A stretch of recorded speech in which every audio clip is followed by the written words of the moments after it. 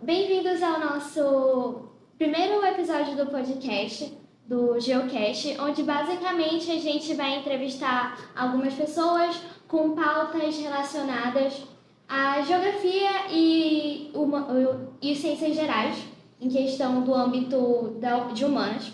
E hoje o nosso convidado especial é o Alexandre Vieira. Ele é o aluno do terceiro 1 da nossa escola, Terezinha Almeida, e ele vai dar uma leve apresentação. Muito obrigado pela participação dos nossos queridos colegas do segundo ano. Muito obrigado, professor Pedro, pelo convite. Muito obrigado pelo carinho de todos. Eu não sou especialista em ciências humanas, mas o que eu conheço gostaria de compartilhar hoje. Gostaria de falar sobre muitas coisas, principalmente relacionado ao que tange ao Brasil no assunto que nós vamos debater. O nosso país é uma grande nação, mas é uma nação que infelizmente tem se colocado poucas vezes como ator internacional, como protagonista das decisões do mundo, e é desejo de cada cidadão brasileiro mudar essa situação. E eu falo isso porque o assunto que nós vamos debater hoje é um assunto que tem tudo a ver. Não vou dar spoiler, mas vocês o reconhecerão logo mais quando essa entrevista de fato começar. Então, o assunto de hoje vai ser globalização, que querendo ou não é bem presente no nosso país. E o Felipe preparou algumas perguntas, as quais a gente vai estar usando como pauta e vamos debater em cima dessas perguntas. A primeira pergunta é: o que é globalização? Globalização é a amplificação da informação e o estreitamento das fronteiras entre os países do mundo.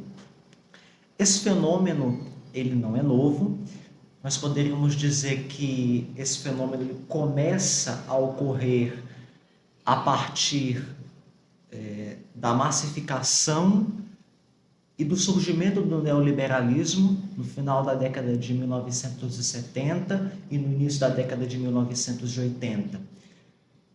Esse fenômeno ele é muito ligado ao neoliberalismo, essa corrente econômica surgida nos Estados Unidos e na Inglaterra, que foi muito popularizada pelo presidente americano à época, Ronald Reagan, e pela primeira-ministra britânica à época, Margaret Thatcher.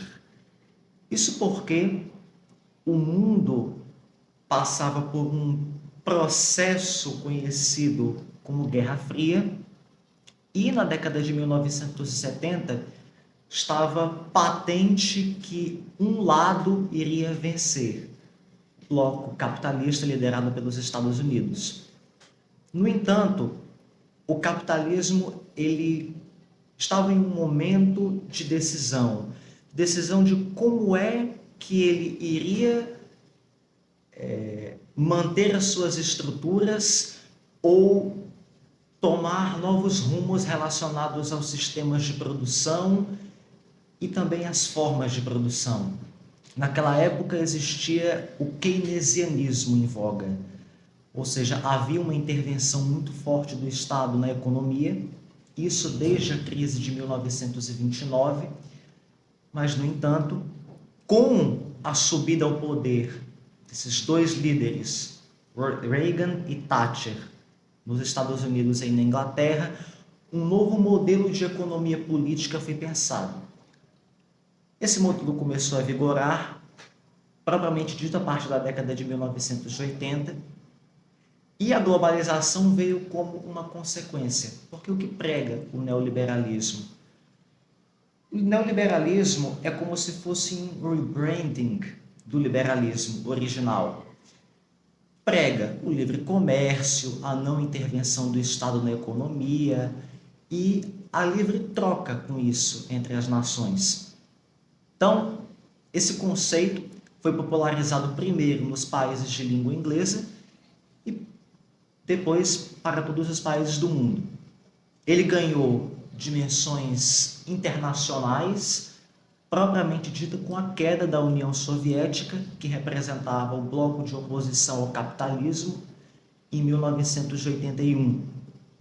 Com isso, os países do leste europeu e os países que estavam sob a esfera do poder soviético acabaram indo para o lado capitalista e o mundo foi reunido segundo uma nova ordem, agora liderada pelos americanos. E com isso, esse novo modelo de economia política, o neoliberalismo, foi exportado e com ele a globalização.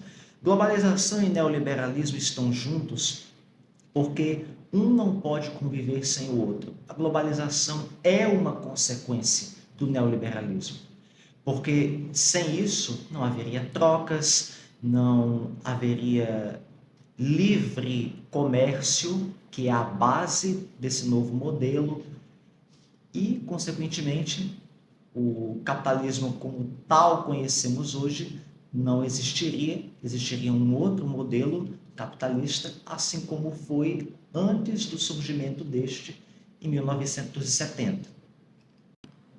E aí, eu também acho que, apesar da globalização, que eu acho que umas partes boas, ela também tem seus defeitos. Tipo, que ela é muito desigual. Tipo assim, ela, ela só vai poder ficar acompanhada na internet se ela tiver um celular.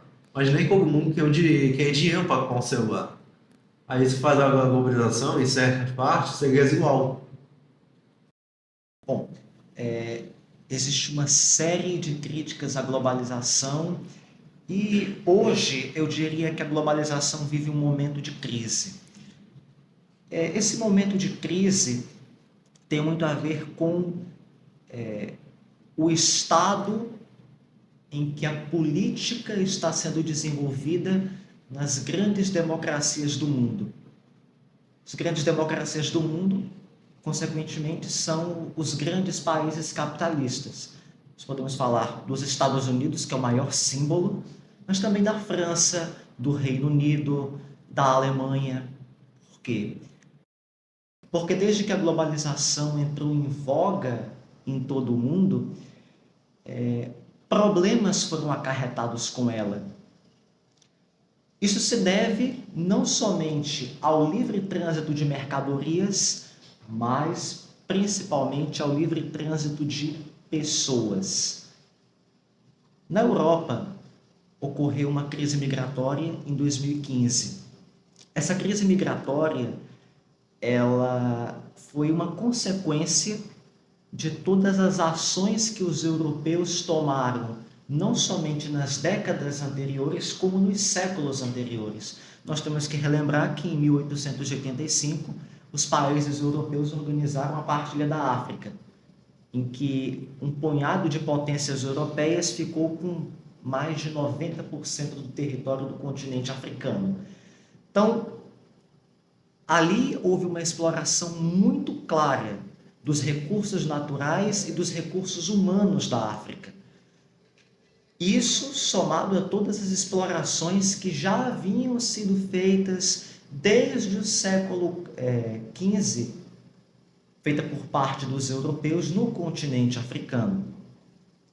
Então, a crise migratória de 2015, ela foi um reflexo dessas ações tomadas pelos europeus, mas que teve um impacto na globalização.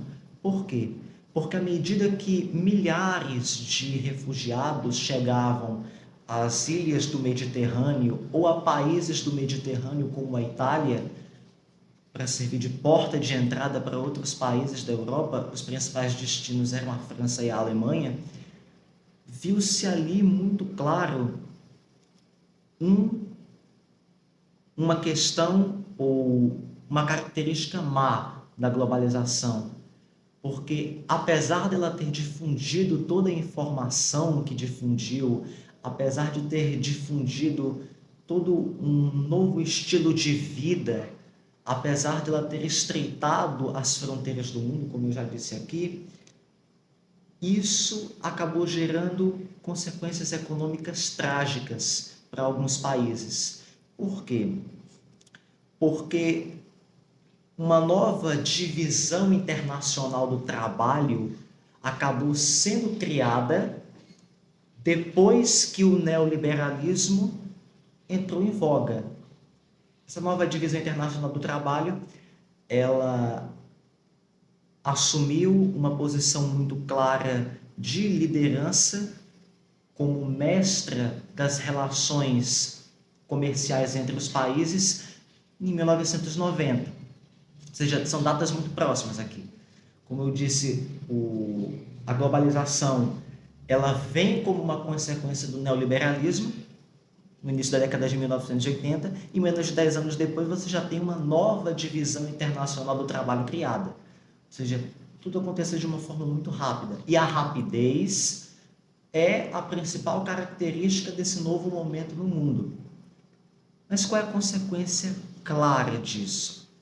Foi porque essa nova divisão internacional do trabalho gerou um dilema. Esse dilema é: os países industrializados vendem seus produtos para os países menos industrializados, que têm uma economia fortemente agrícola, e os países não industrializados, que têm grandes recursos naturais e grandes recursos humanos, enviam suas matérias-primas para os países europeus, para os Estados Unidos, para estes países que são as grandes potências, as grandes potências capitalistas do mundo. Qual é a consequência disso? É que os países mais ricos continuam ricos e ficando cada vez mais ricos, e os países pobres ficam pobres e cada vez mais pobres. Porque há um determinismo nas relações comerciais. Se você vende muito produto com alto valor agregado, que é o caso da relação Estados Unidos-Europa para com a África, e você vende muitos produtos com baixo valor agregado na relação inversa, relação África-Estados Unidos-Europa, consequentemente você não tem como desenvolver um parque industrial nesses países menos desenvolvidos, porque eles já estavam empenhados com produtos estrangeiros.